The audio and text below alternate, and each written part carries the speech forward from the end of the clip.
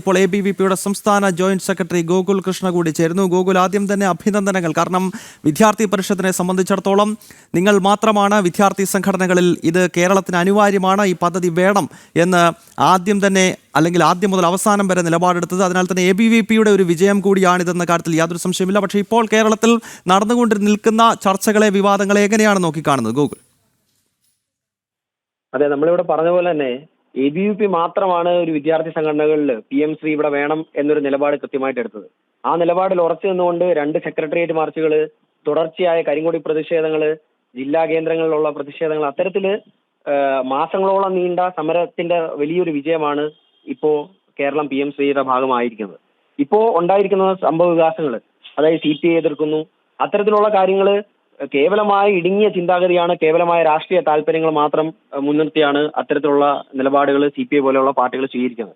നമുക്കറിയാം, മന്ത്രി ABVPയുടെ തുടർച്ചയായിട്ടുള്ള സമരങ്ങൾ ഉണ്ടായ സമയത്ത് വിദ്യാർത്ഥി സംഘടനകളെ ഒരുമിച്ച് വിളിച്ചൊരു ചർച്ചയ്ക്ക് തയ്യാറായിരുന്നു വിദ്യാഭ്യാസ മന്ത്രി. ആ സമയത്ത് കൃത്യമായിട്ട് PM ശ്രീ എന്തുകൊണ്ട് കേരളത്തിൽ ഇംപ്ലിമെന്റ് ചെയ്യണം എന്നുള്ളതിന് കൃത്യമായിട്ടുള്ള നിലപാട്, കൃത്യമായിട്ടുള്ള ഒരു വ്യാഖ്യാനം ABVP അവിടെ നൽകിയതാണ്. മുഴുവൻ വിദ്യാർത്ഥി സംഘടനകളും ഇതിനെ എതിർത്ത സമയത്ത് ഇത് കേരളത്തിന്റെ ആവശ്യകതയാണ്, കേരളത്തിലെ വിദ്യാർത്ഥി സമൂഹത്തിന്, കേരളത്തിലെ അധ്യാപക രക്ഷകർത്ത സമൂഹത്തിന് PM ശ്രീ എന്ന് പറയുന്ന ഒരു പദ്ധതിയുടെ ആവശ്യകത എന്താണെന്ന് നമ്മൾ മുമ്പിൽ വെച്ചതാണ്. അത് തന്നെയാണ് ഈ അവസരത്തിലും പറയാനുള്ളത്. ഇത് കേരളത്തിലെ 336 സ്കൂളുകൾക്ക്, കേന്ദ്രീയ വിദ്യാലയത്തിന്റെ അതേപോലെ തന്നെ നവോദയ വിദ്യാലയങ്ങളുടെ തത്തുല്യമായ അടിസ്ഥാന സൗകര്യങ്ങൾ ഉണ്ടാവുന്ന തരത്തിലുള്ള ഒരു പദ്ധതിയാണ്. അത് 10,000-കണക്കിന് വരുന്ന കേരളത്തിലെ വിദ്യാർത്ഥി സമൂഹത്തിന് വലിയ വിദ്യാഭ്യാസ നിലവാരത്തിൽ മാറ്റമുണ്ടാവുന്ന, ഉന്നതി ഉണ്ടാവുന്ന ഒരു പദ്ധതിയാണ്. അതുകൊണ്ട് ഇത് കേരളത്തിലെ വിദ്യാർത്ഥികളുടെ അവകാശമാണ്, അവർക്ക് കിട്ടുന്ന വലിയ ക്ഷേമമാണ്. അത് തട്ടിത്തെറിപ്പിക്കാൻ വേണ്ടി കേവലമായിട്ടുള്ള രാഷ്ട്രീയം പറഞ്ഞുകൊണ്ടാണ് ഇപ്പോൾ CPI പോലെയുള്ള പാർട്ടികൾ മുന്നോട്ട് വരുന്നത്. അത് കേരളത്തിലെ പൊതുസമൂഹം വിലയിരുത്തും. അത്തരത്തിലുള്ള ഒരു നടപടിയും കേരളത്തിലെ പൊതുസമൂഹം അതിന് അനുകൂലമായി നിൽക്കില്ല. ഇവിടെ കൃത്യമായിട്ടുള്ള രാഷ്ട്രീയം, കൃത്യമായിട്ടുള്ള ഒരു നിലപാടാണ് ABVPക്ക് പറയാനുള്ളത്. ഇത് വിദ്യാർത്ഥികൾക്ക് വേണ്ടിയുള്ള പദ്ധതിയാണ്. സമഗ്രമായ വിദ്യാഭ്യാസ മേഖലയിലെ സമഗ്രമായ വികസനം മുൻനിർത്തി പ്രധാനമന്ത്രി ആവിഷ്കരിച്ച പദ്ധതിയാണ്.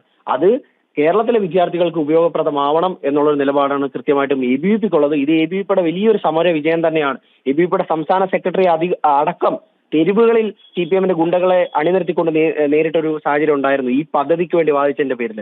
19 ABVPയുടെ പ്രവർത്തകരാണ് ജയിലറയ്ക്കുള്ളിൽ പോയത് ഈ പദ്ധതിക്ക് വേണ്ടി സെക്രട്ടേറിയറ്റിന് മുമ്പിൽ സമരം ചെയ്തതിന്റെ പേരിൽ. പോലീസിനെ ഉപയോഗിച്ച് അതിക്രൂരമായിട്ട് ലാത്തി കൊണ്ട് മർദ്ദിച്ച് അതിക്രൂരമായിട്ടാണ് നേരിട്ടത്.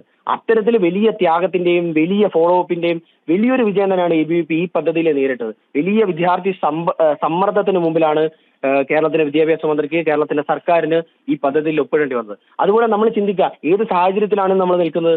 ഇവിടെ യൂണിഫോം വിതരണം പോലും പ്രതിസന്ധിയിലാണ്. SC/ST കുട്ടികളുടെ, അതേപോലെ പെൺകുട്ടികൾക്കുള്ള സൗജന്യ യൂണിഫോം വിതരണം പോലും പ്രതിസന്ധിയിലാണ്. പരീക്ഷകൾ പോലും, പൊതുപരീക്ഷകൾ പോലും വിദ്യാർത്ഥികളുടെ കയ്യിൽ നിന്ന് ഫണ്ട് വാങ്ങിയിട്ട് വേണം ഇവിടെ പരീക്ഷകൾക്ക് പേപ്പർ അച്ചടിക്കാൻ. അത്തരത്തിൽ വലിയ സാമ്പത്തിക ഞെരുക്കത്തിലാണ് ഇന്ന് കേരളത്തിന്റെ വിദ്യാഭ്യാസ മേഖല ഉള്ളത്. ആ സമയത്ത് നമ്മൾ എങ്ങനെയാണ് ഈ പദ്ധതിയിൽ നിന്ന് മാറി നിൽക്കുക? എന്തിന് വിദ്യാർത്ഥികളെ പഠിപ്പിക്കേണ്ട അധ്യാപകർക്ക് 3 മാസം കൂടുമ്പോൾ നടത്തേണ്ട നിർബന്ധിത ട്രെയിനിങ്, ആ ട്രെയിനിങ്ങിന് പോലും ഫണ്ടില്ല.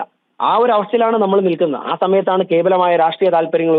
ഗോകുൽ, പല സ്കൂളുകളിലും ഉച്ചക്കഞ്ഞി വരെ മുടങ്ങുന്ന അവസ്ഥയാണ്. പല സ്കൂളുകളുടെയും പ്രിൻസിപ്പാളുമാർ സ്വന്തം കയ്യിൽ നിന്നും പൈസ മുടക്കിയാണ് ഇപ്പോൾ ഉച്ചക്കഞ്ഞി വിതരണം നടത്തുന്നത് കേരളത്തിൽ. അടക്കമുള്ള കാര്യങ്ങളാണ് വിദ്യാഭ്യാസ മന്ത്രി വിളിച്ച ചർച്ചയിൽ നമ്മൾ ചൂണ്ടിക്കാണിച്ചത്. ആ സമയത്ത് വിദ്യാഭ്യാസ മന്ത്രി പറഞ്ഞത് അവരുടെ കൂടി കുട്ടികളാണ്, അവരുടെ ഉത്തരവാദിത്തമാണ്, അവർ കൂടി കയ്യിൽ നിന്ന് പൈസ ഇടണം, അങ്ങനെ കേവലമായ ന്യായങ്ങൾ പറഞ്ഞാണ് അന്ന് വിദ്യാഭ്യാസ മന്ത്രി ഈ പദ്ധതിയെ തള്ളി നീക്കിക്കൊണ്ടുപോയത്. അന്ന് SFIയുടെ സംസ്ഥാന സെക്രട്ടറി സഞ്ജീവ് ഇപ്പോ പുറത്തിറങ്ങുന്നില്ല. SFIയുടെ സംസ്ഥാന കമ്മിറ്റി ഓഫീസിൽ നിന്ന് ഒരു പ്രതികരണം പോലും ഇല്ല. എപ്പോഴും പോസ്റ്റ് ഇട്ടുകൊണ്ടിരിക്കുന്ന M ശിവപ്രസാദ് ഉണ്ട്, SFIയുടെ സംസ്ഥാന പ്രസിഡന്റ്. ഒരു പോസ്റ്റും PM ശ്രീയെ പറ്റി കാണാൻ വേണ്ടിയില്ല. അന്ന് വിദ്യാഭ്യാസ മന്ത്രിയിൽ SFIയെ പ്രതിനിധീകരിച്ച് വന്നത് സംസ്ഥാന സെക്രട്ടറി ആയിരുന്നു. സംസ്ഥാന സെക്രട്ടറി കേവലമായ രാഷ്ട്രീയ വാദങ്ങളാണ് അവിടെ ഉന്നയിച്ചത്. PM ശ്രീ പ്രധാനമന്ത്രിയുടെ ഫോട്ടോയാണ് വരുന്നത്, നരേന്ദ്രമോദിയുടെ ഫോട്ടോയാണ് വരുന്നത്, ഇത് വർഗീയത കുത്തിക്കയറ്റാൻ വേണ്ടിയിട്ടാണ്. അത്തരത്തിലുള്ള കേവലമായ രാഷ്ട്രീയ ന്യായങ്ങൾ പറഞ്ഞുകൊണ്ട് വിദ്യാർത്ഥികൾക്ക് അവകാശപ്പെടുന്ന പദ്ധതി മുടക്കാൻ വേണ്ടിയിട്ട് മുൻപന്തിയിൽ നിന്ന സംഘടനകളാണ് ഇന്ന് പുറത്തിറങ്ങാൻ പോലും കഴിയാത്ത അവസ്ഥയിൽ ഇന്ന് കേരളത്തിന്റെ പൊതുസമൂഹത്തിന് മുമ്പിൽ അപഹാസ്യരായിട്ട് നിൽക്കുന്നത്. വളരെ നന്ദി ശ്രീ ഗോകുൽ കൃഷ്ണ ഈ ഘട്ടത്തിൽ പ്രതികരിച്ചതിന്. വിദ്യാർത്ഥി പരിഷത്തിനെ സംബന്ധിച്ചിടത്തോളം അങ്ങേയറ്റം ആവേശം നൽകുന്നതും അഭിമാനം നൽകുന്നതുമാണ് സംസ്ഥാന സർക്കാർ ഏറ്റവും ഒടുവിൽ ഈ പദ്ധതിയെ അംഗീകരിക്കേണ്ട സാഹചര്യം ഉണ്ടായത്.